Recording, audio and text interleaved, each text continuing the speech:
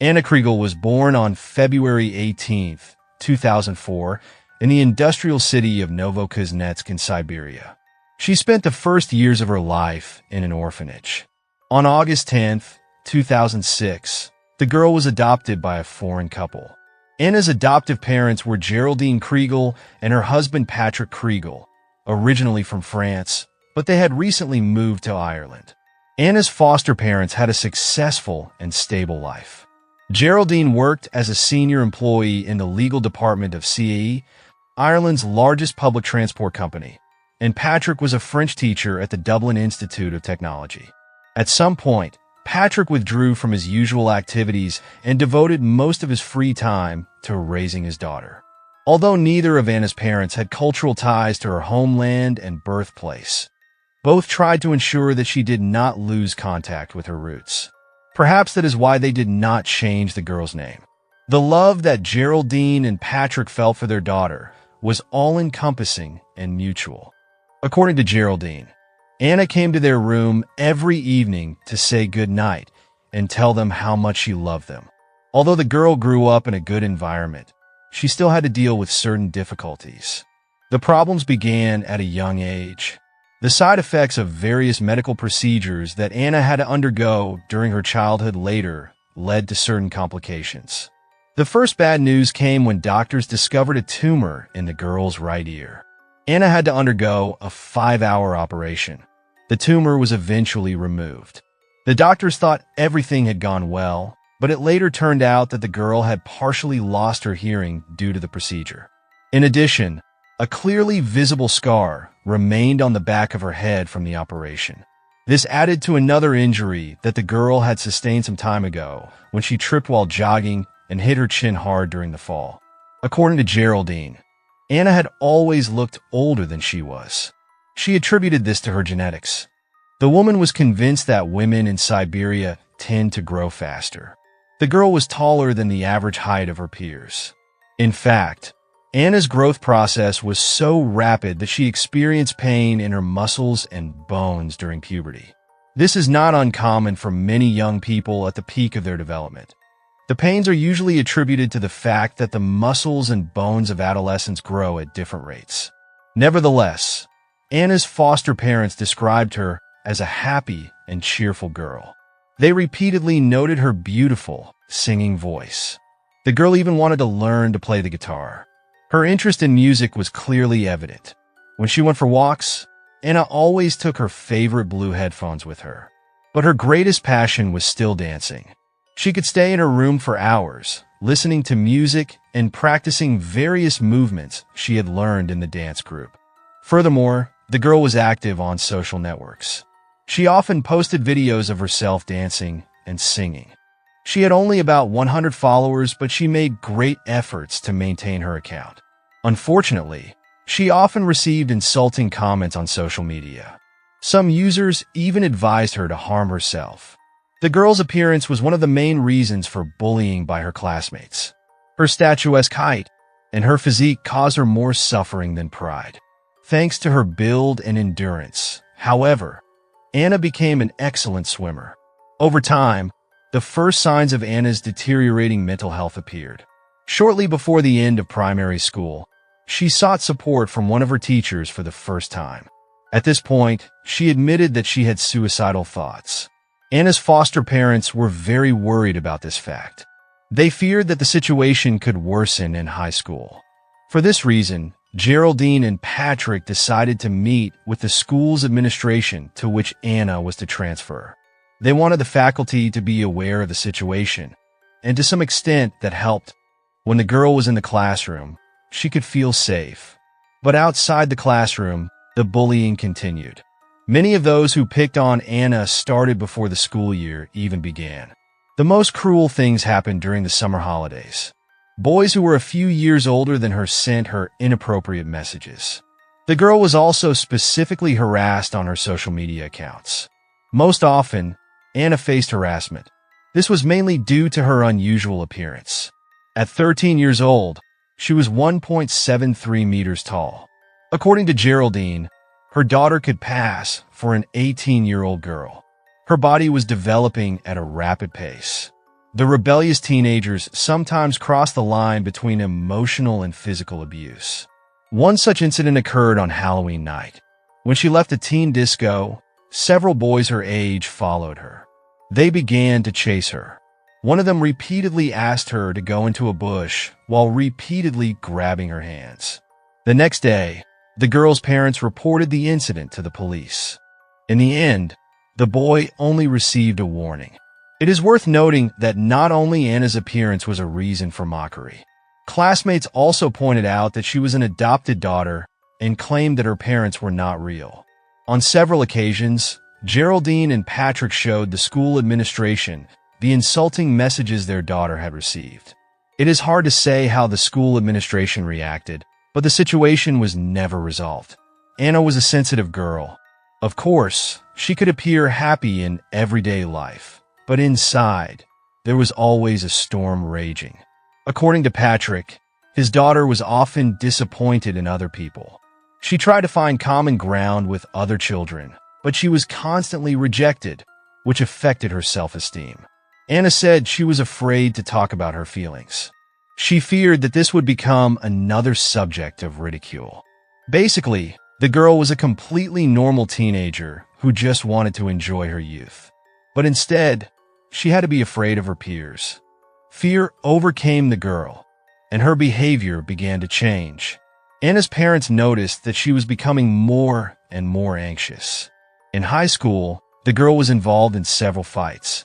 Several times, she was suspended from school. It went so far that Anna put makeup around her eyes to imitate bruises. She also began posting on her social media accounts, and from other accounts, these messages were even creepier than those she had received from her classmates.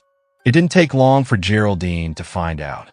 The woman demanded that her daughter give her access to all accounts. She also demanded that she give her the code to unlock her mobile phone.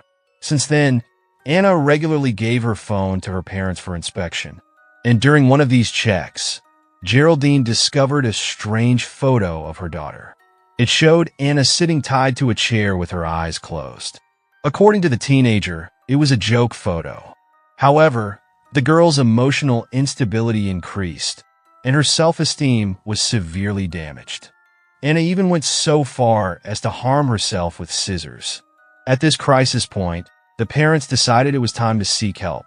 They first turned to the local branch of a volunteer organization dedicated to supporting young people in difficult situations.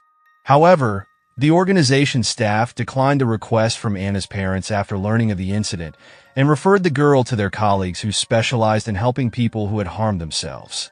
After Anna had undergone 6 therapy sessions, her parents, Geraldine and Patrick, reapplied on behalf of their daughter to the first organization. She was eventually accepted. By participating in these facilities, Anna gained stability. She was also able to form friendships with other teenagers who were experiencing similar feelings and situations. It seemed that Anna's mental health was finally improving, but the peace of mind of her parents was short-lived. They were drawn into the worst nightmare they could experience. In May 2018, the life of 14-year-old Anna in the family house in a suburb of Dublin was relatively normal. It was true that she had not been successful in her studies. She was not a dumb child, but learning English was a challenge. According to Geraldine, this had set her daughter back significantly in education. Adding to the difficulty was that her hearing was impaired due to the operation. The most difficult subjects for Anna were those in which she had to memorize many different terms and concepts. For this reason, Geraldine offered on May 13, 2018, the day before her daughter's exams, to help her study. It was morning when mother and daughter were just about to sit down to the learning material. 15 minutes later, Anna remembered that she and her parents had a family meeting that day. They decided that she and Geraldine would pass the time by watching movies. In return, Patrick ordered pizza and made popcorn. While the girls' parents and their guests drank and chatted in the living room, Anna and one of her cousins locked themselves in a room and began dancing and recording videos, which was their favorite activity. The gathering ended early. When the guests left, Anna went to her parents' room to say goodnight, and asked her mother to wake her up early the next morning so she had time to say goodbye before she went to work. Early in the morning of May 14th, the girl asked Geraldine to write a certificate for her, which Anna needed to leave school early and go to her therapy session. The morning went as usual in the family's house. Geraldine went to work, Anna to school, and Patrick stayed home and did his usual tasks. Around 5 p.m., the doorbell rang. Patrick opened the door and saw a boy about Anna's age. The teenager, who will be referred to as Boy B because his identity was kept secret, came from a wealthy family and had previously performed well in school, exceeding that of his peers. However, when he entered puberty, his interest in learning began to wane. Although he could work with his hands, he was more interested in modern technology. At the same time, he had no interest in social media. He was indifferent to mobile phones. According to people close to the boy, he had few friends. He did not engage in physical activities, but was usually found in the company of small children. Instead of going for walks outside, he preferred to stay at home and watch anime. Anna knew Boy B. She went to school with him. When she came to the door, the girl told her father that she didn't know why the boy had come to see her. Nevertheless, she greeted him. Then the teenagers went outside. They wanted to talk, so Patrick couldn't hear them. After a few minutes, Anna returned to the house and went to her room. She put on a black sweatshirt with white lettering on the sleeves that she had received from her mother and faux leather pants. Then the girl went back downstairs and assured her father with a broad smile on her face that she would be back soon. For some reason, Patrick did not ask his daughter where she was going, but when he looked at the neighboring street, he saw that the teenagers were heading towards St. Catherine's Park. On the same day, Geraldine returned from Dublin earlier than usual. When she got home, she immediately learned the news that shocked her. Patrick had told her about Boy B and that Anna had gone for a walk with him. Geraldine's concern was justified. The girl had been harassed in the past by other teenagers. The woman knew who Boy B was, and this knowledge worried her. She realized that Anna was not messing around with him. After some time, Geraldine sent her daughter a text message, asking her to come home immediately. When she received no answer, she wrote a new message. In it, the woman threatened the girl that if she didn't come home soon, she would call the police. Geraldine's maternal instincts kicked in, and she realized that she was behaving like a paranoid and compulsive mother. But concern for her daughter prompted her to go looking. After searching St. Catherine's Park, she saw no one except people walking their dogs. Finally, she returned home. After dinner, she went out again, this time by car, hoping that her daughter had gone on her usual route. With each passing minute, the woman's agitation grew. Since Boy B did not live near Anna, Geraldine had never met his parents and did not know his address. When she called the parents of other students to find out this information, the woman was again at a loss. None of her acquaintances had the address or phone number of the teenager's parents. In her desperation, Anna's parents turned to their old acquaintance, the retired investigator John Quinn. John advised them to contact the police station immediately. The authorities took the report, but tried to reassure Geraldine and Patrick by saying that not much time had passed. Indeed, police officers in this part of Ireland often received reports of missing teenagers. In most cases, these teenagers reappeared a few hours after their disappearance. Nevertheless, Geraldine insisted that such behavior was unusual for her daughter. The officers did not consider the situation alarming, but they still set out to look for Anna. When the officers arrived at Boy B's house, he confirmed that he had indeed been out with Anna. He said he had last seen her around 6 p.m. in St. Catherine's Park. Early in the morning of May 15th, 2018, after receiving no information from their daughter, Geraldine and Patrick began their own search. Their efforts focused on the area of the aforementioned park and its surroundings. They questioned every person they met, but no one reported having seen the girl. Finally, the police officers initiated an official investigation into Anna's disappearance. They traveled again to Boy B's house. This time, it was Sergeant John Dunn who spoke with him. Through his questions, some details of the events came to light. According to the new evidence, Boy B had gone to the girl's house at the request of one of his friends, whom I will refer to as Boy A, who, unlike Anna, was born into a warm and loving family. Although he never showed signs of mental disorder, his parents described him as a strange and peculiar child. He showed an unusual interest in horror films. Moreover, he spent a lot of time on the internet and playing video games. Many of these games were violent and explicit. However, he never hurt the people around him. Boy A released his free energy by practicing martial arts. Another characteristic of his personality was his interest in the structure of the human body. Boy B said that Anna was in love with his friend Boy A, but the feeling was not mutual. Boy A had asked his friend to bring Anna to the park so they could talk. The sergeant then took the teenager to the park to show him on-site the route he had taken in Anna's company. The main interest was the place where he had last seen her. After marking this information on a map, the policeman let the teenager go home. The authorities then issued a public statement naming Anna's physical characteristics.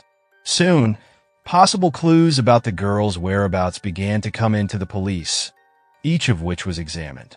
Some turned out to be close to the truth, while others led the investigators into dead ends. As Sergeant Dunn was examining the railway tracks near the park, he met a man who was walking in the area with his son. He reported that he had seen news reports about Anna's disappearance. He also said that there were several abandoned buildings behind the water treatment plant where teenagers of the missing girl's age usually hung out. The authorities decided that these two minor boys were the key witnesses in this case. They eventually set out to look for Boy and to ask him questions. When Sergeant Dunn arrived at the teenager's home, he found that Boy A and his father were the same people he had previously spoken to near the railway tracks. A few hours later, the police took both boys to a park to retrace the path they had taken on the day of Anna's disappearance. The path they took ended near a railing. At this point, the teenagers exchanged glances that Sergeant Dunn later described as collusion. This led the sergeant to believe that the youths, who had not yet been charged with any crime, had something important to hide. At that moment, new details emerged in Boy B's version that were not included in his original story. The police then brought the youths and their parents to the station. Boy B continued to claim that after he had left Anna in the company of his friend, he had never heard from her again. He had no idea that something bad might have happened to her. Boy A, in turn, described in great detail what he had done that day. He explained that Boy B was one of his closest friends and that they had arranged to meet in the park that afternoon. He said he did not know that his friend would bring Anna, who had harassed him. He realized that the girl was in love with him. She had once asked him out on a date. He had declined at that time. The same happened this time as well. Allegedly, after these words, Anna turned around and left without saying a word. The police officers noticed that Boy A had injuries on his hands and face. They questioned him about this, and he explained that after Anna had left him alone, he went for a walk. During the walk, he was attacked by two men who threw him to the ground and kicked him several times. The story seemed to make sense, but the teenager had new details. He stated that he had managed to get up and kick one of the attackers in the head. This part of the story matched his fantasy. To confirm or refute this report, the officers questioned the youth further. Boy A's description of the alleged attackers allowed the authorities to create a composite sketch of them. Based on the image of the attackers, the investigators again questioned people who were in the park on the day of the disappearance. None of the respondents recognized the attackers. Finally, the police took a sample of the mud from the teenager's boots and took his mobile phone.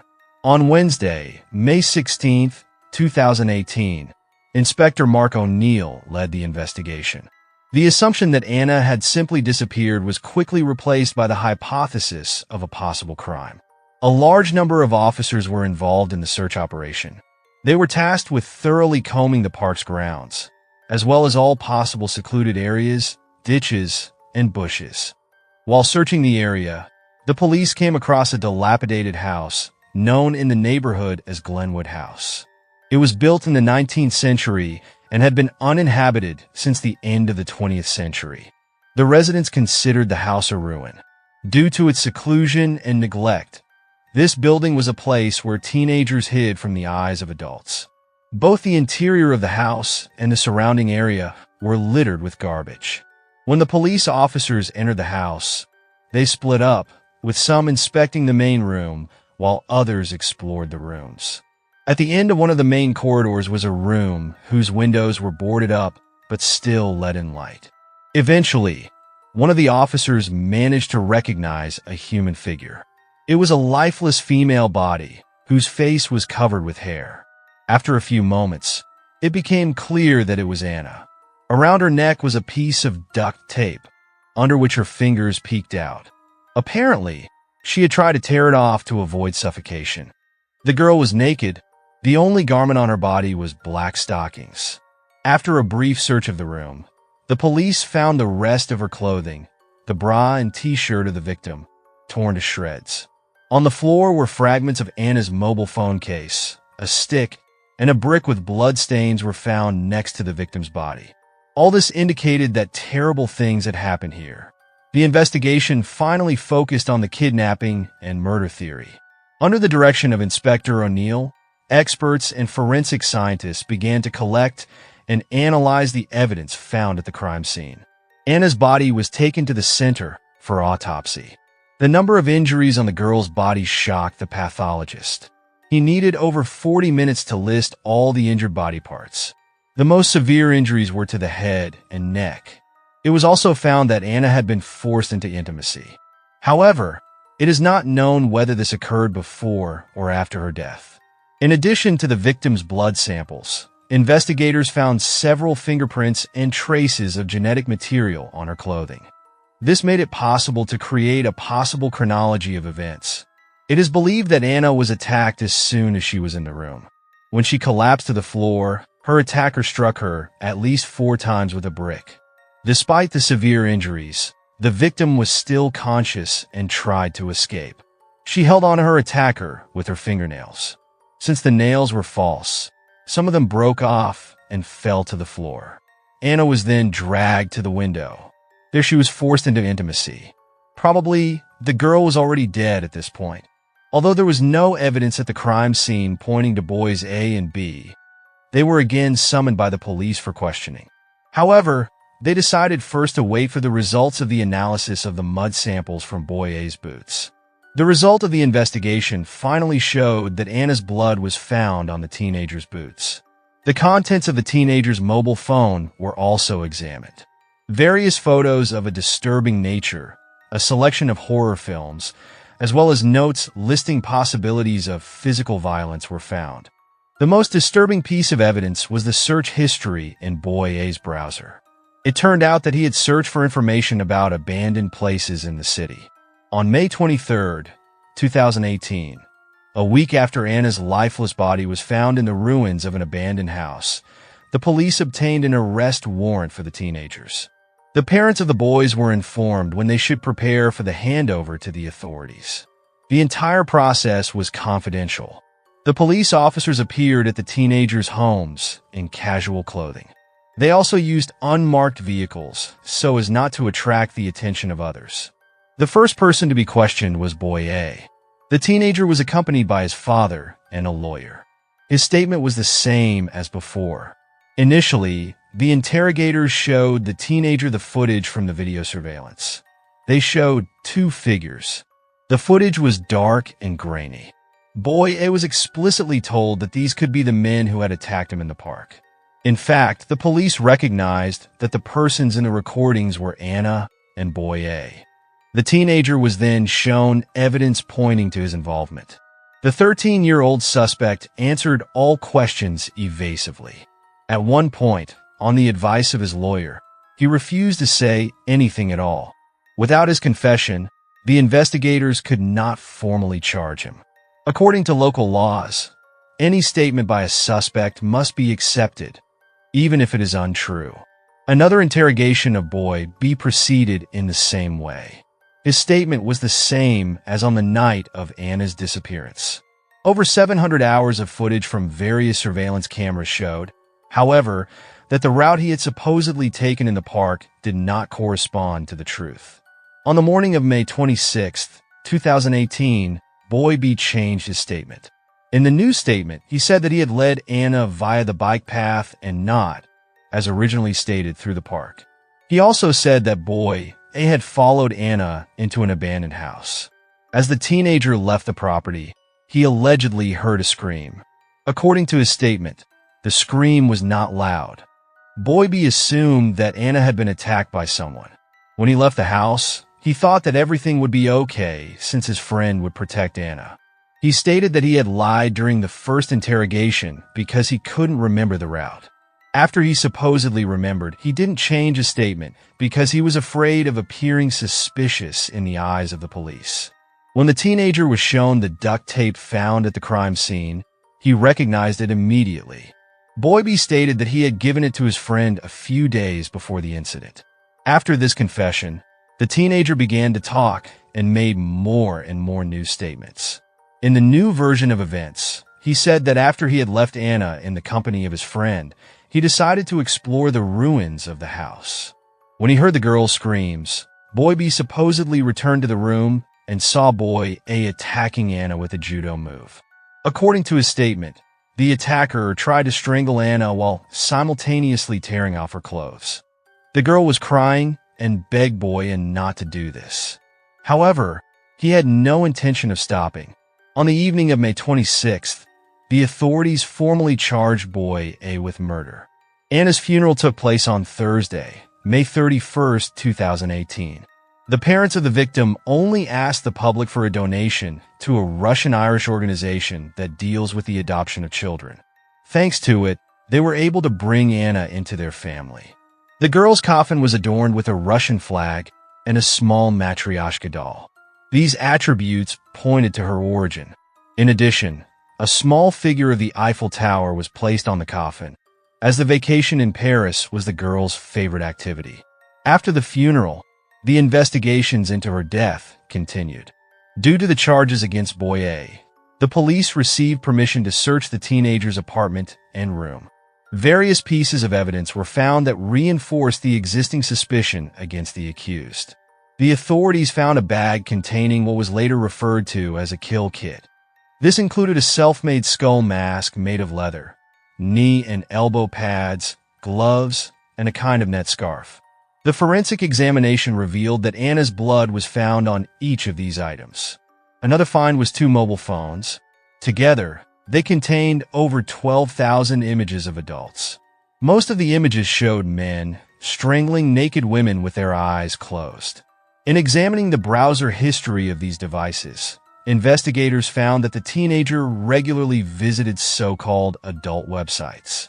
Typically, Boy A was attracted to videos featuring Russian girls, some of whom bore the name Anna. Over time, the evidence against the teenager accumulated. First, a man walking his dog in the park claimed to have seen the accused near the abandoned house on the day Anna disappeared. Then came the testimony of a classmate of the boy. According to him, the accused had behaved strangely several days after Anna's disappearance. Furthermore, the investigators received the results of the analysis of the genetic material found on the victim's clothing.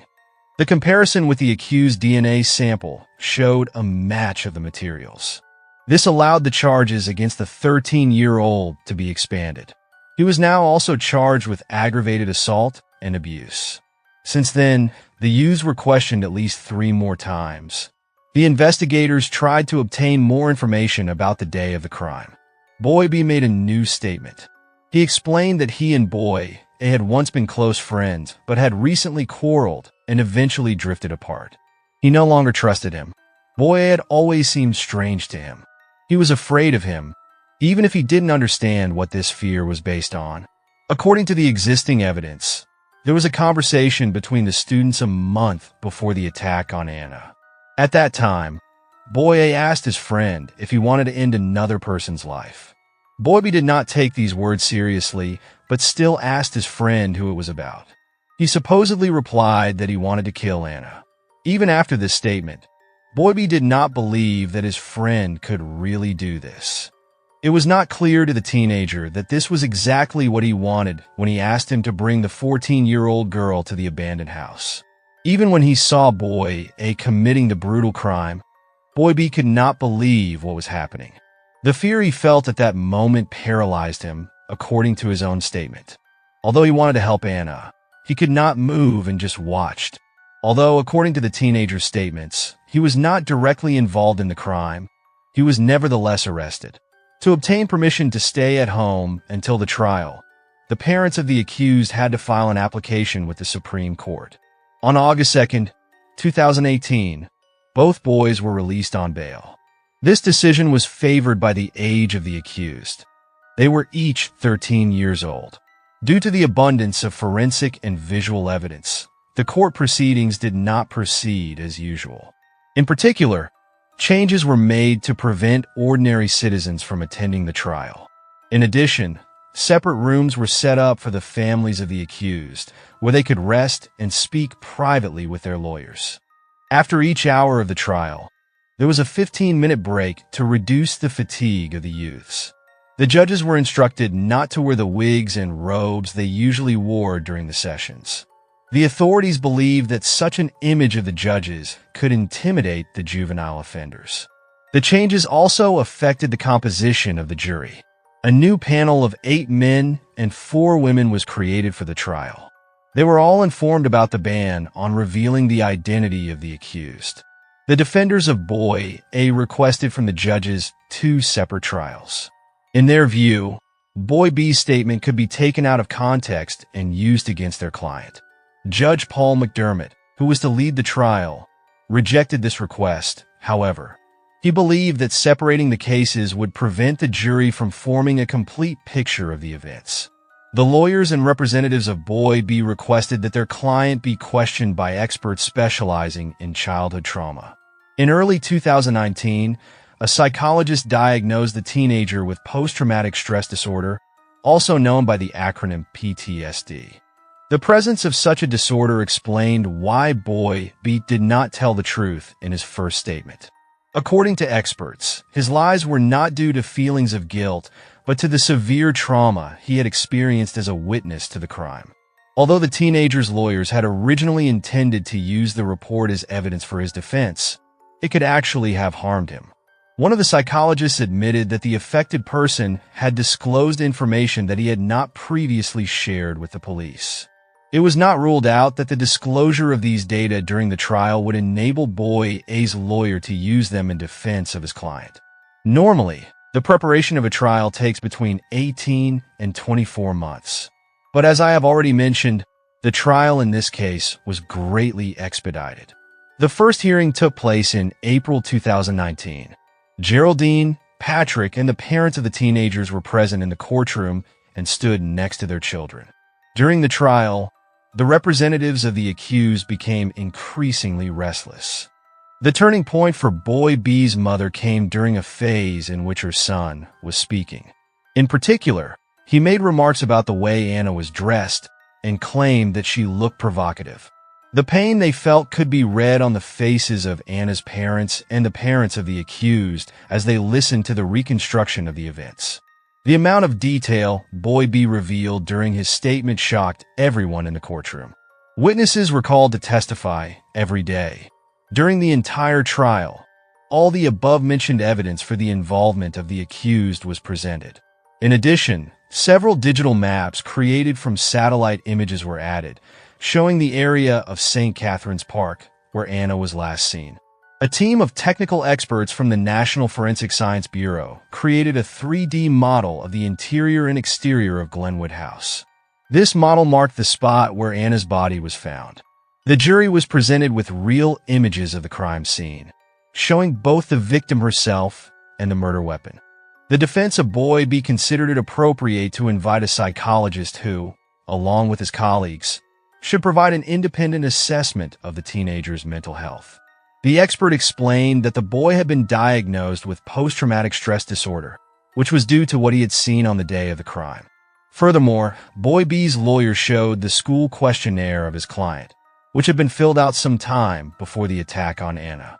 In this questionnaire, He characterized Boy A and mentioned that he liked horror films and liked to spend time in abandoned places. Boy B also described his former friend as a strange person who repeatedly mentioned various forms of aggression and Satanism. The judge ultimately decided that this information could not be used as evidence by either side. The jury soon convened to deliberate on their decision. On July 15, 2019, the court held its last session before the verdict was announced. Judge Paul McDermott thanked the jury for their work throughout the trial. In the end, Boy A was found guilty of murder and serious abuse. He was sentenced to life imprisonment. Boy B was found guilty of murder and sentenced to 15 years in prison. When they learned of the verdict, the parents of the teenagers embraced their children. The father of Boy B could not control his emotions, exploded with rage, and was even temporarily removed from the courtroom. Later, however, he was allowed to return. Geraldine and Patrick, on the other hand, wept quietly. After the end of the trial, they spoke publicly about how they had experienced the loss of their daughter. They said they had felt immeasurable pain, and no punishment for the guilty could compensate them for the loss of Anna. The credible reasons why two boys so brutally massacred Anna remain unknown. Some put forward the theory that the girl became a victim simply because she was different. This heinous crime not only ended Anna's life and left her parents devastated, it also destroyed the lives of the convicted and their families. In a case that shocked the whole country, the teenagers became the youngest people ever convicted of murder in Ireland. Despite the brutality of their act, the country's laws do not allow their identities to be disclosed.